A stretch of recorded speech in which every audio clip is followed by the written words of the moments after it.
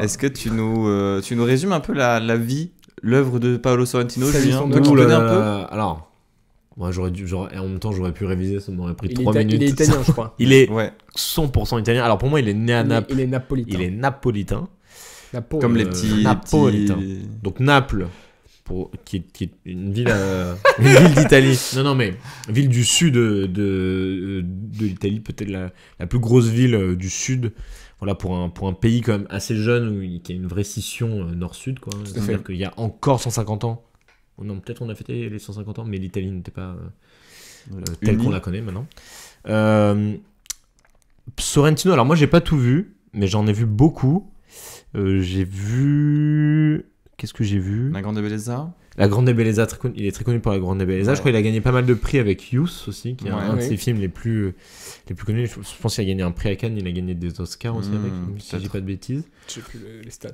Moi j'avais vu un de ses premiers films qui s'appelle Il Divo, qui est une sorte de chronique politique un peu cinglante sur un homme politique du coup, enfin homme politique ou avocat, je sais plus trop, mais sur un scandale qui a eu lieu en Italie et tout. J'en ai un très bon souvenir, même si je comprenais, enfin je l'ai vu quand j'étais ado. Ouais. Il y a plein de trucs qui m'échappaient complètement parce que je comprenais pas du tout l'enjeu politique. Contexte, autour de ça. Non, voilà, plus récemment, il a fait Silvio et les autres, il a fait surtout, on va dire, Partenope est un peu pas une suite, mais il y a quand même une vraie filiation avec son film précédent qui s'appelle La main de Dieu, Nom de Dieu. Qui est sorti qui sur était Netflix. sorti sur Netflix. C'était une sorte de film autobiographique sur sa vie et qui du coup se passe énormément à Naples. Et moi, j'ai pas souvenir de beaucoup de films de Sorrentino qui se passent à Naples, quoi, où il s'empare D'accord. vraiment de sa ville comme ça. D'accord. Dans La Grande Bellezza, c'est à Rome, si je dis pas de Silvio et les autres, c'est... de bêtises. Silvio et les autres, c'est à Rome. Enfin, on est sur Berlusconi. Voilà, il a aussi fait une série qui s'appelle The Young Pope que je vous avec recommande, Dodo. que j'ai pas vu en entier, mais qui contient. Je vais juste en parler rapidement parce que ça contient un truc qui fait que moi, qui synthétise un peu ce que j'aime énormément chez Paolo Sorrentino. Sinon, comment résumer son art sans dire que il est fasciné par à la fois les vieux monsieur Et il est très Et jeune. les et les très jeunes et jolies femmes, voilà. Donc il y a beaucoup c'est du gaze à l'état Ouais. pur, quoi. Mais Il y a- Youth, gaze. c'était déjà ça. C'était vieux Michael C'était Caine les vieux et qui vieux... étaient- C'est ça, mais comment alors- s'appelle l'autre Gus? Avec Ethel. Harvey Keitel qui regardait... qui regardait Miss Monde, mais il y avait un vrai Youth. Après, c'était plutôt bien mis dans le film parce qu'il y a ces deux mecs qui vieillissent et qui sont dans une station thermale, quoi. Et du coup, t'as l'opposition, c'est le truc qui est sur l'affiche, où t'as une scène avec Ouais. la plus belle femme du monde parce que c'est Miss Universe ou un truc comme ça. Et du coup, c'est surtout pour faire un contraste entre eux deux qui se trouvent un peu Tout misérables moisi. et le corps le plus maxi-corps qu'on pourrait imaginer, quoi. Un maxi-corps. Un maxi-corps qui est aussi dans Partenope à un moment. Il y a vraiment un maxi-body, quoi. Ah oui. Non, mais J'avais bref. oublié En fait, moi, ce que j'aime bien chez Paolo Sorrentino, c'est que ces films sont toujours sont assez complexes, Tu peux pas mettre en boucle. un peu étranges. Ah, tu vas le relancer à chaque fois? Non, mais... En fait, je trouve que souvent, c'est un peu drôle, c'est un peu, enfin, il y a un mélange de tons et de registres qui parcourent le film, et tout à coup, il y a une sorte d'élévation mystique, quoi, avec des séquences qui sortent complètement, enfin, presque rentrent dans le cadre du fantastique, souvent sont liés même à la notion de miracle, parce que du coup, comme c'est des films qui se passent beaucoup en Italie où la religion est très très prégnante, il y a beaucoup cette idée. Il y avait ça à la fin de La Grande Bellezza, tout ça. Et notamment dans The Young Pope, il y a la fin d'un des épisodes de la saison 1. Donc The Young Pope, c'est une série extrêmement politique en fait, parce qu'on est avec le plus jeune pape du monde, mais au moment où il est élu et qu'il choisit son nom, on se rend compte qu'en fait il est très très réac. Et à la fois il a des rêves où on a l'impression qu'il va dire que la masturbation c'est ok et qu'il faut mettre des préservatifs, et après en fait on se rend compte qu'il est très, en fait voilà, un personnage qui est très dur à saisir et qui opère dans une sorte de machination énorme, voilà, et sauf qu'au milieu de ça il y a la foi et la religion, et je me souviens il y a un épisode un peu intense qui se termine par je crois un plan très très large dans une salle du palais du Vatican, donc hyper belle salle, mais très vide, quoi, tu vois, mais avec des fresques, tout ça. Et il y a juste une bonne sœur, je crois, qui danse sur de la musique électro, ou peut-être pas électro, mais de la musique dansante, quoi. Et en fait, elle est vraiment, le cadre est immense, quoi. Elle est toute petite au fond.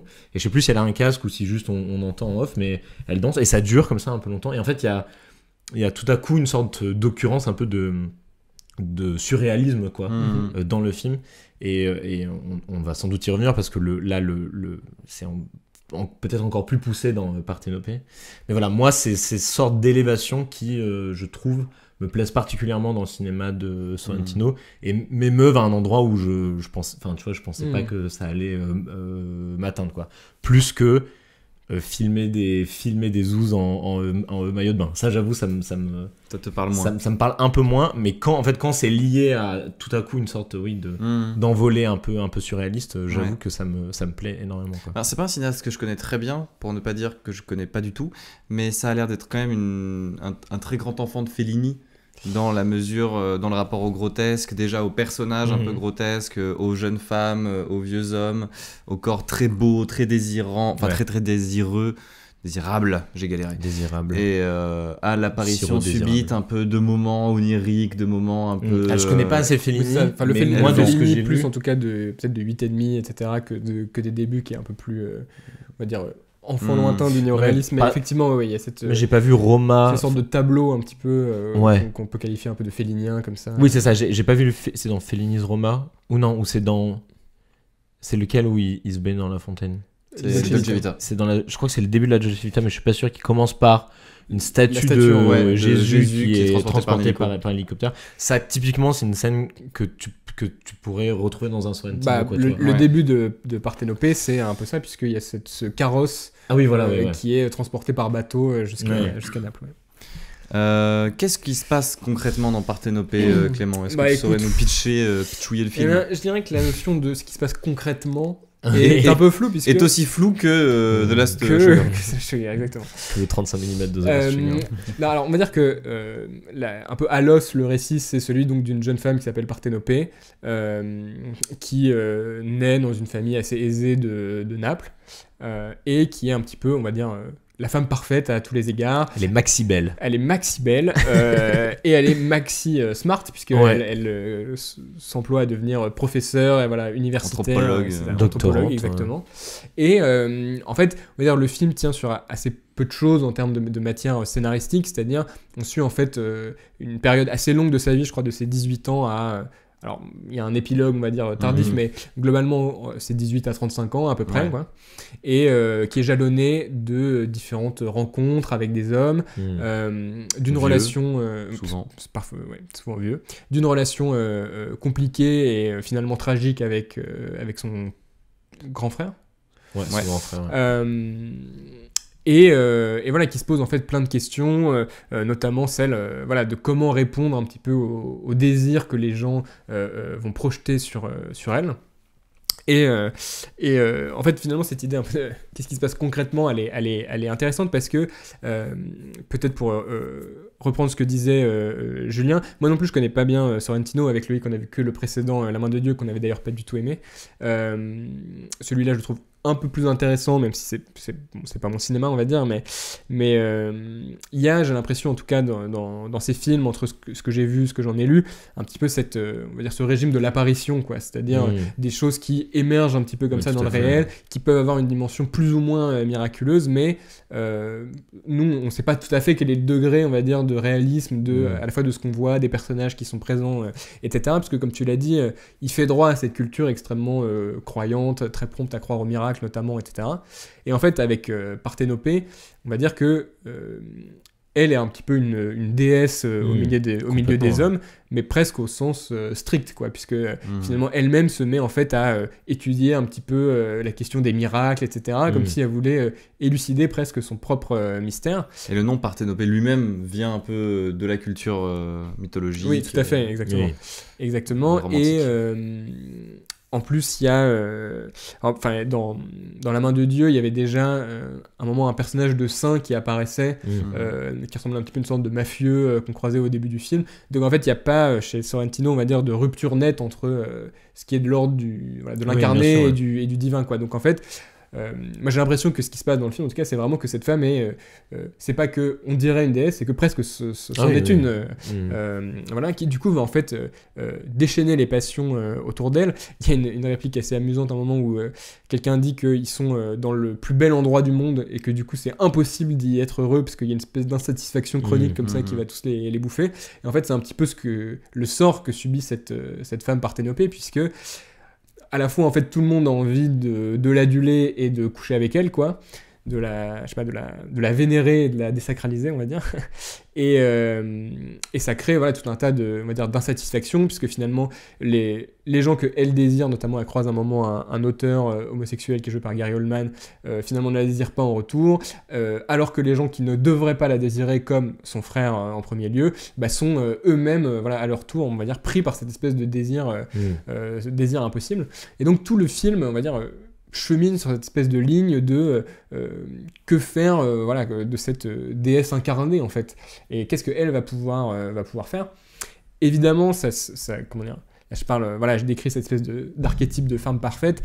Il y a la question du regard qui est là pendant tout le film, où une des choses qui nous avait pas plu dans La Main de Dieu, c'était l'idée qu'on épousait à 100% le regard un petit peu très masculin, très libidineux en fait du personnage principal, qui était une projection en plus de Sorrentino autobiographique dans La Main de Dieu. Là, on peut pas dire que le film déroge à ça, puisque voilà, on passe notre temps en fait à regarder sous toutes les coutures Parthénopée en petite tenue qui va se baigner, etc. Enfin, il y a tous les clichés un petit peu de l'érotisation facile du corps féminin sont là.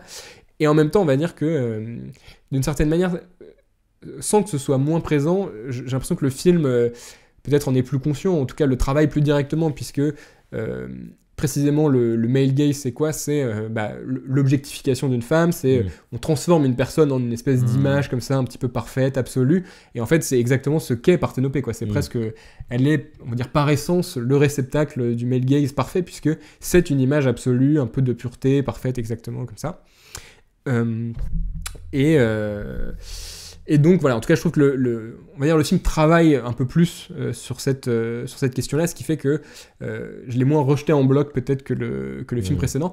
Après, où va on va dire, à quoi aboutit cette espèce de problématique-là en termes de mise en scène, en termes de scène.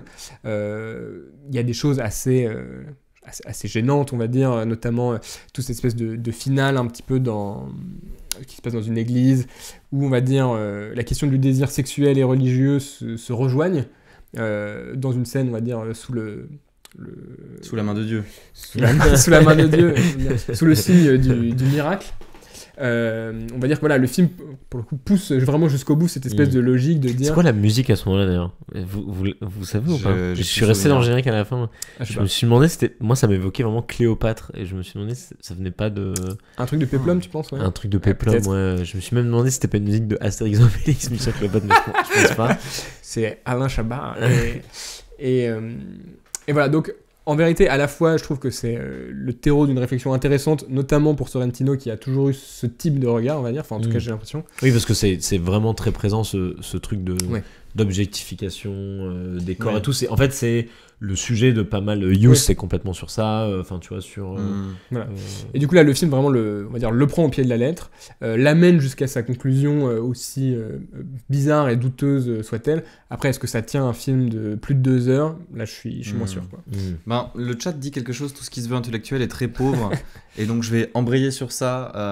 Le film presque se prévaut de réduire sa protagoniste féminine à un corps en lui donnant une sorte de carrière intellectuelle, donc ce qu'on disait sur sa trajectoire anthropologue. Que des 20 sur 20. Que des 110 sur 110. Que des 110 sur 110. C'est assez ridicule. Tout ce qui est brassé intellectuellement est réduit à peau de chagrin, et en fait on dirait presque l'intelligence vue par quelqu'un qui ne sait pas ce que c'est. C'est des gens qui disent des mots compliqués, qui font des petites pirouettes. Et qui disent des phrases un peu, c'est quoi l'anthropologie? Non, mais je vais pas te dire parce que c'est trop compliqué. Et à la fin du film, ils disent que c'est exactement dans une sorte de toute petite phrase brève qui résumerait l'intensité, l'immensité de la réflexion. Bon, c'est ridicule. Et donc, cette intelligence factice que le film essaye de donner à sa protagoniste, on n'y croit jamais. Donc, on a l'impression que le film lui-même ne croit pas en l'intelligence de sa protagoniste. Et donc, on a la sensation que le male gaze qu'il applique à sa protagoniste, il ne l'applique pas ironiquement, il l'applique pleinement, il tombe dedans. Paolo Sorrentino, il est fou amoureux de son actrice, ça se voit. Il n'a envie que d'une chose, c'est de coucher avec elle, comme tous les autres hommes du film. Mais je pense en effet qu'il est un peu conscient et il joue un peu de ça. Et en effet, comme le dit le chat, c'est de la pub, quoi. C'est vraiment tout du long. Là, vous parliez de pub pour The Last Showgirl, je trouve que ça se discute. Là, c'est vraiment en plein dans la tête. Tu n'as que ça. Tous les plans sont plastiquement éteints.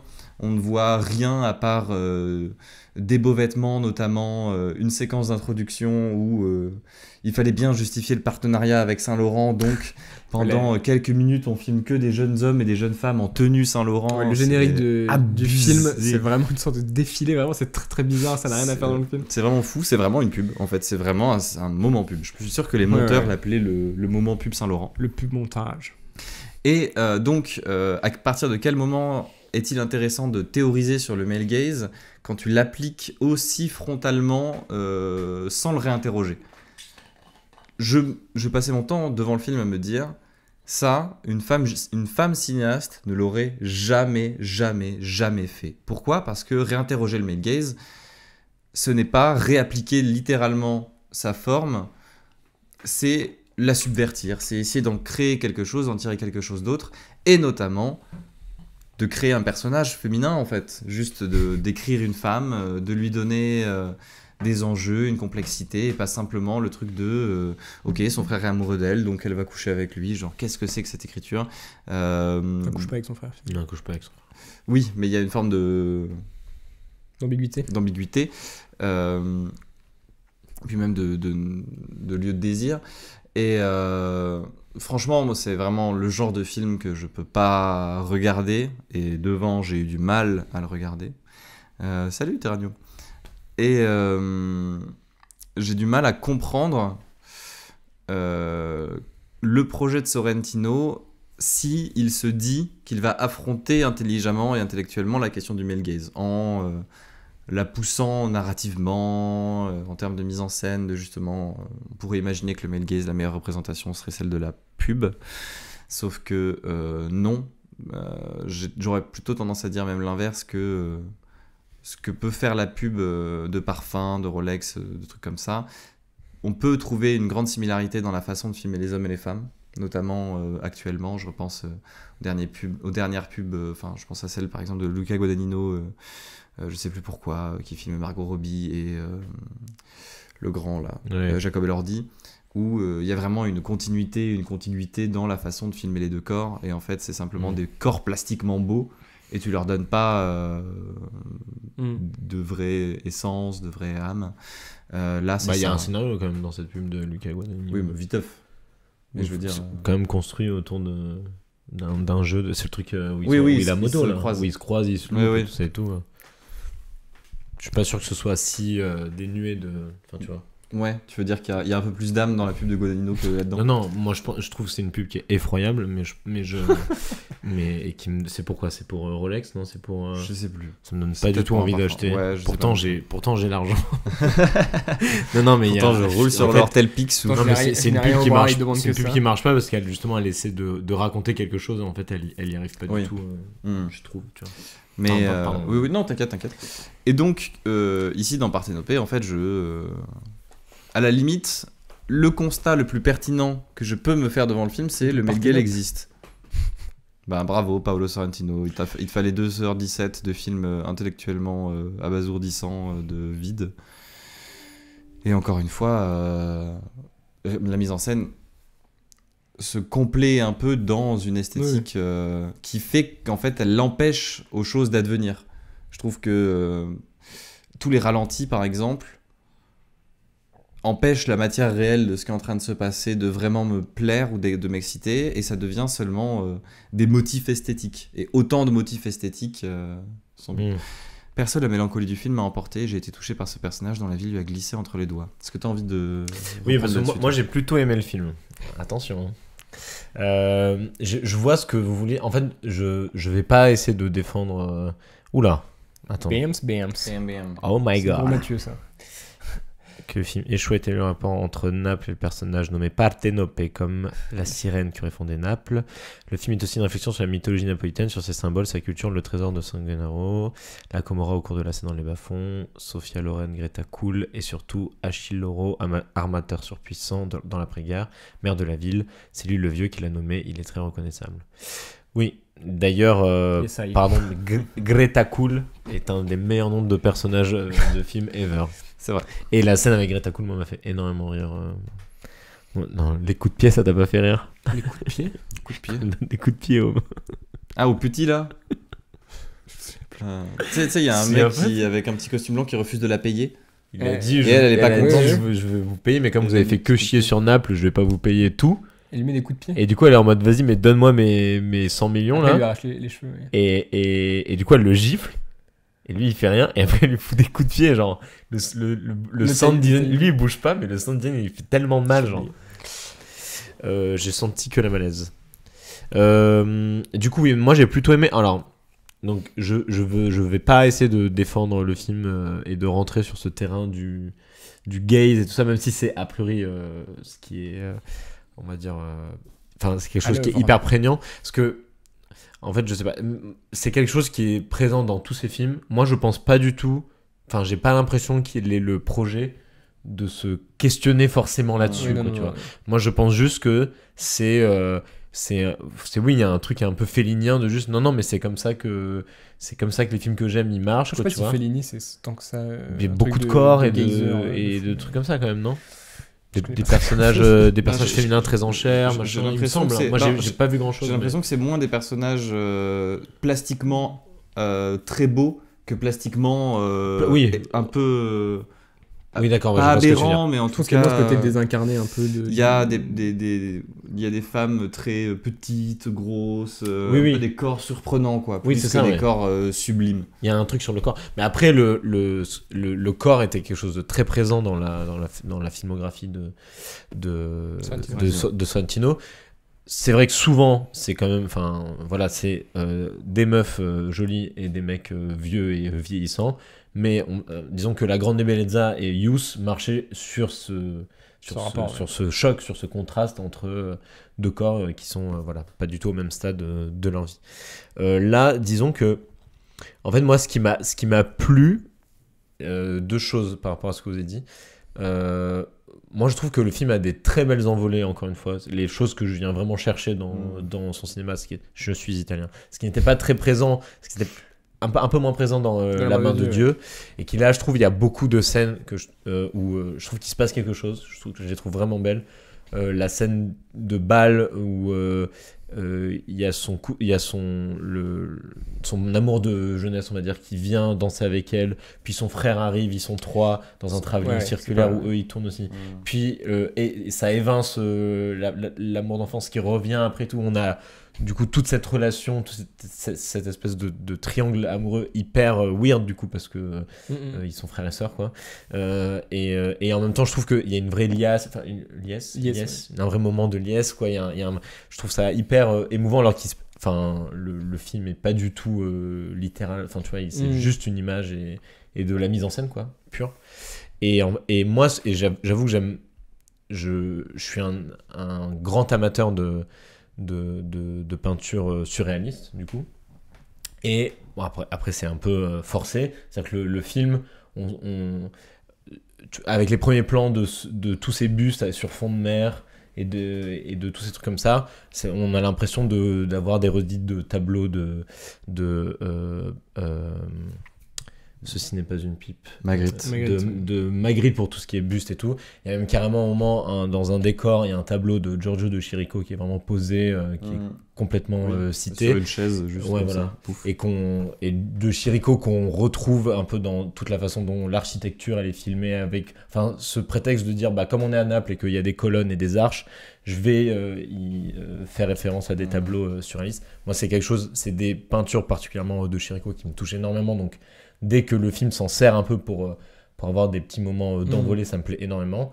Je trouve que c'est assez inégal, par contre, sur ce terrain-là. Je pense notamment à la scène où il y a le vieux riche qui essaie de choper Parthénopée, là, le mec en hélico, là. Ouais. Et à un moment, ils font une sorte de pique-nique de nuit, là. Et en fait, là, ça cite beaucoup de tableaux, même dans les cadres, il y a beaucoup de... Genre, lui en amorce, elle tournée vers lui, et du coup, il y a qu'une moitié de visage de Parthénopée, enfin, des trucs hyper graphiques, voilà. Pour une scène qui, en fait, est très râlée pas crête, quoi. Oui, pour le coup, c'est-à-dire que le gars est juste frustré, il l'insulte, et ça se termine. Et là, et je trouve que du coup, il y a plein de moments où le film trébuche, parce qu'en fait, j'ai l'impression qu'il se sert de tout ce qu'il est capable de générer en images un peu jolies, un peu marquantes, et en symboles, pour des moments où, en fait, qui sont dénués même, enfin, où les symboles ne s'appliquent pas, quoi. Et du coup, on se dit, mais du coup, c'est un peu bizarre de filmer ça comme ça, si ça m'invite pas, tu vois, à être projeté, je trouve que ça. Mais moi, du coup, ce que vous voyez comme de l'esthétique pub, moi, je me suis jamais dit ça à aucun moment dans le film, tu vois. Moi, tous les cadres, justement, avec ce début, avec le carrosse, puis avec le buste sur fond de mer, tout ça, qui sont des cadres hyper léchés, hyper bien posés et tout. Pour moi, c'est de la citation plus de tableau que de pub, tu vois. Et tout le moment où il y a le moment au ralenti au début, alors je trouve ça amusant que le film est produit par Saint-Laurent quand même. Oui, non, je trouve ça amusant enfin, pour moi c'est vraiment à la limite de toutes les séquences du film, c'est une des séquences qui parle le plus du gaze de tout le film, c'est-à-dire que qu'est-ce qu'on voit, des filles passent avec des vêtements et des plans ralentis sur les mecs qui les observent de partout. Et c'est que un jeu tout de... le film fait ça. Tout le film, c'est des plans sur les mecs qui observent Parthénopée, quoi. Oui, non, mais là, ce que je veux dire, c'est que c'est en mode clip. Enfin, tu vois, c'est hyper... La vraie idée de ce truc, c'est... on a l'impression que l'Italie est un jeu entier qui regarde et qui est regardé, quoi. Après, c'est vrai qu'il y a un peu cet enjeu-là qu'on ressent dans la scène. Je te donnerai un petit... Une petite piécette. Une petite piécette à l'écran. C'est vrai que l'Italie est très attachée à la mode esthétique, enfin à la mode vestimentaire. Et on ressent dans cette séquence le côté, pays qui est très attaché à une classe vestimentaire, au fait de très bien s'habiller tout le temps, quels que soient les moments de vie. Oui, puis il y a ce côté, encore une fois, moi j'avoue, je suis complètement conquis par l'image du film, quoi. Outre je parle pas forcément de ce qui filme du coup, mais de la photographie. Je trouve que la photographie, en plus c'est amusant, c'est Daria d'Antonio, pardon, qu'on avait rencontré à Caméra Image, je crois. C'est la même personne. C'est elle qui avait fait, je crois. Qui avait fait c'est une femme. Ouais, c'est une femme. Ok, marrant. Mais quelle honte. Non. Arrête. Et ce que je trouve amusant, c'est que la main de Dieu, et ça se passe ça se passe à Naples, quoi. Et je trouve que là, la ville est vraiment, j'ai l'impression qu'ils sont vraiment emparés de la puissance un peu de esthétique, quoi, de Naples. Je trouve que cette espèce de maison au début où t'as vraiment l'impression d'être sur l'Olympe, quoi. C'est-à-dire que elle, c'est une déesse, et les gens autour d'elle à table, ils sont trop beaux, et vraiment un soleil éclatant et l'azur, tout ça. Je trouve qu'en termes de couleurs et de plastique, il y a vraiment, enfin, c'est hyper joli, quoi. Il y a enfin, enfin, ça, je trouve que ça marche hyper bien. Et du coup, quand le film a ces élans un peu de mélancolie et de poésie, le fait que sa plastique, elle soit, enfin, tu vois, il faut que la plastique, elle reste impeccable encore plus pour ces moments-là, quoi. Moi, c'est un peu comme ça que je les interprète. Du coup, j'y vois pas une esthétique pub du tout, quoi. Ou alors, je me dis, c'est la pub qui reprend c'est des idées plastiques qui existent depuis très longtemps pour juste nous vendre des produits. Mais là, enfin, tu vois, bon, c'est coproduit par Saint-Laurent, mais... Mathieu dit, je suis d'accord sur le fait que la mélancolie du film... C'était une réponse. Il me semble que c'est un film bien plus triste, plus lent que les précédents, un film sur la vie d'une femme terrassée à tout jamais par la mort de son frère et qui n'arrive jamais à trouver sa place dans le monde, sauf peut-être face au fils monstrueux de son prof. Moi, il y a juste un seul truc qui me frappe, et du coup, je te pose la question. Moi, je vois pas du tout de Chirico dans le film, quoi. Chirico, c'est de l'épure, c'est juste de la matière plate et du vide. Du vide, et c'est ça qui est troublant dans les peintures de Chirico, c'est qu'on s'y sent seul, on se sent seul devant la peinture. C'est alors pas plat que là, du tout. Il y a que des lignes de fuite et des... Oui, non, mais je veux dire les couleurs, c'est des aplats de couleurs, c'est des trucs alors que là, c'est le soleil du fond qui vient raser les corps, qui vient donner de la chair. Au contraire, en fait, c'est un film qui est tellement plus charnel qu'une peinture de Chirico. Et je trouve que la mélancolie dans le film n'apparaît pas précisément à cause de ça, parce que c'est tout le temps beaucoup trop beau pour que je m'y sente seul. Je suis en vacances, là. Je suis en vacances, je suis sur la plage. Moi, à mon avis, comment dire, la mélancolie à la fois, pourquoi pas, mais pour moi, ça marche pas si t'as pas de personnage, quoi, tu vois. En fait, à la fois, j'aime bien un peu la bizarrerie du film, effectivement, cette scène de danse à trois, très musicale, avec ce truc un peu incestueux qui gravite et tout. J'aime bien que comment dire, on va dire un peu la machine à sublimer de Sorrentino s'attaque à un truc qui soit vraiment glauque et amoral, quoi, et du coup, ça crée une espèce de trouble où on a envie de danser avec eux, et en même temps, c'est un peu repoussant. Mais en fait, le truc du deuil, ça marche quand t'as un personnage, quoi, et il faut être sérieux 2 minutes, mais tout ce qui essaie de nous faire croire que Parthénopée n'est pas que cette espèce d'enveloppe parfaite, c'est les pires parties du film, quoi, tu vois. Il y a un moment, un raccord qui est excellent, excellent, qui est très drôle, mais bref, où je crois que c'est juste après une discussion avec son directeur de thèse où elle est en mode ok, c'est parti, je me lance dans cette thèse, etc. Cut, et t'as un plan large où tu la vois allongée au soleil en bikini, tu vois. Et en fait, le film, c'est un peu ça, quoi. C'est-à-dire, c'est un peu un faire-valoir, ce truc sur les études, etc., la psychologisation du personnage et tout. Et tu vois, ce truc de deuil, moi, j'y crois pas trop, quoi. D'ailleurs, l'épilogue du film, c'est pas vraiment un spoil, mais où elle est jouée, du coup, on la voit vieille, jouée par Stefania Sandrelli, qui est une actrice italienne un peu très célèbre, maintenant assez âgée. Moi, j'accroche pas du tout, quoi. Pour moi, c'est impossible de croire que c'est le même personnage, si tu veux. Pareil. Je sais pas comment dire, Parthénopée, elle ne peut pas vieillir, quoi. On la voit de 18 à 35 et elle a exactement la même tête. Tu vois, c'est pas possible, en fait, que ce soit quelqu'un d'autre qui a une vie de bureau 40 ans plus tard, quoi. Ou à supposer que la dernière fois qu'on la voit, elle aurait délié un truc qui fait qu'elle redevient plus incarnée, mais bon, là, ça me semble pas hyper clair. Et à mon avis, en fait, surtout, je pense qu'il y a un conflit, en fait, dans le film entre l'idée de ce personnage, d'ailleurs, pour rester sur ce truc un peu de représentation, mais c'est quand même au cœur du film, mais c'est quand même un personnage féminin qui est totalement emprisonné, en fait, dans sa condition, dans la condition de sa beauté, etc. Et toutes les pistes d'émancipation sont assez, comme on l'a dit, sont pas très convaincantes dans le film, mais je pense que Sorrentino est un peu bloqué parce que c'est quand même aussi le cinéaste un petit peu du fast, du luxe, des belles couleurs, etc. Et en fait, il y a un truc où humaniser Parthénopée, en faire un personnage, etc. Pourquoi pas, mais c'est aussi un très beau bibelot à rajouter dans son film, quoi, pour le dire un peu crûment. Elle est un peu utilisée comme ça, c'est-à-dire il y a une forme de continuité entre les parures, les carrosses et le corps de cette femme, quoi. Donc il y a un truc où, voilà, moi je trouve que il reste un peu trop plasticien à mon avis pour pouvoir vraiment mener à bout ce film, quoi. Dans le chat on me dit après, pour le coup je trouve que c'est un super moment quand on voit les supporters napolitains la dépasser. J'ai vraiment trouvé ça super beau, genre juste, mais je suis très d'accord, c'est le tout dernier moment du film, et pour la mini anecdote, devant tout le film je n'avais qu'une seule hâte, c'était que ça se termine, et je m'étais dit à l'instant où commence le générique de fin, je me barre en courant, et à l'instant où commence le générique de fin, il y a la seule bonne séquence du film, donc j'étais un peu dévasté qu'il passe derrière. Et donc c'est une sorte de chant contre chant entre Parthénopée vieille, ou en tout cas plus âgée, seule dans la rue de Naples de nuit, et une sorte de petit c'est un bus de petit car de supporters qui s'agite, qui brille comme ça dans la nuit, qui est une sorte de petite bulle qui n'a presque rien à faire là, de bonheur, de surexcitation. Et ce simple chant contre chant, on sent tout le vide qu'il y a, quoi, cette mini bulle d'excitation dans la nuit vide. Là il se passe quelque chose. Ah là là. Mais en fait, c'est ça que je disais au début, il est très très fort pour ça, vraiment. T'as une occurrence d'un coup, une apparition, ce qu'on disait avant. Moi j'aime beaucoup tous ces persos un peu secondaires qui ont qu'une séquence. Gia Cool, non c'est Gia Cool. Greta Cool, elle me fait trop rire.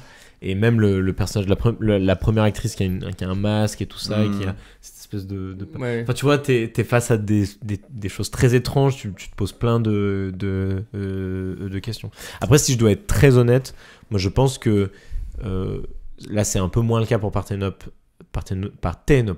parce que je l'ai vu juste tout à l'heure, mais j'ai l'impression que ce qui me reste des films de Sorrentino, c'est quand même des choses que j'ai extrêmement filtrées à chaque fois. C'est-à-dire que je me souviens des 5 séquences qui m'ont vraiment marqué, tu vois, et je trouve que les films valaient le coup pour vivre ces moments, mais je sais plus, j'avais commencé à revoir La Grande Bellezza il y a un moment, et il y avait beaucoup de passages qui m'avaient ou désintéressé ou un peu gêné, quoi, et je me disais ah oui non, c'est pas ce que j'avais retenu, quoi. Moi ce qui m'avait plu c'est les fontaines à la fin, le truc, je mets pas voilà. Okay. Mais d'ailleurs sur Greta Cool, pareil, là il y a un truc un petit peu on pourrait dire un petit... on peut lire Mathieu. Hein. Parmi les bonnes blagues du film, outre l'hélicoptère qui fait la cour à une jeune fille, c'est quand même incroyablement excessif. Sorrentino s'amuse de la tradition du bisou académique qu'on reçoit pour de bons travaux universitaires, même l'institution a envie de coucher avec elle. On te fait confiance là-dessus. Mais c'est très d'ailleurs, enfin pour le coup sur la culture napolitaine, je trouve quand même, enfin c'est un peu l'idée de départ du film, de dire, enfin c'est très croyant, mais si une déesse apparaissait devant nous, on aurait tous envie de coucher avec elle. Voilà, il y a quand même ce truc un peu qui est l'ambiguïté du film, quoi, qui est assez marrante. Mais sur Greta Cool, en fait le truc c'est qu'elle est jouée par l'actrice qui faisait la tante du héros dans La Main de Dieu, qui était ce personnage sur lequel tous les hommes fantasmaient, etc. Et en fait il y a un truc un petit peu amer à voir que en fait un film après elle a été remplacée par une plus jeune actrice plus belle, et elle est condamnée à jouer les vieilles actrices qui perdent leurs cheveux, qui mettent des perruques, etc. Donc il y a un truc un peu sur cette idée, voilà, de comment ils filment les femmes qui est un peu ironique, on va dire. Oui, bien sûr, non mais Est-ce que Julien, tu vas avoir le petit mot de la fin ?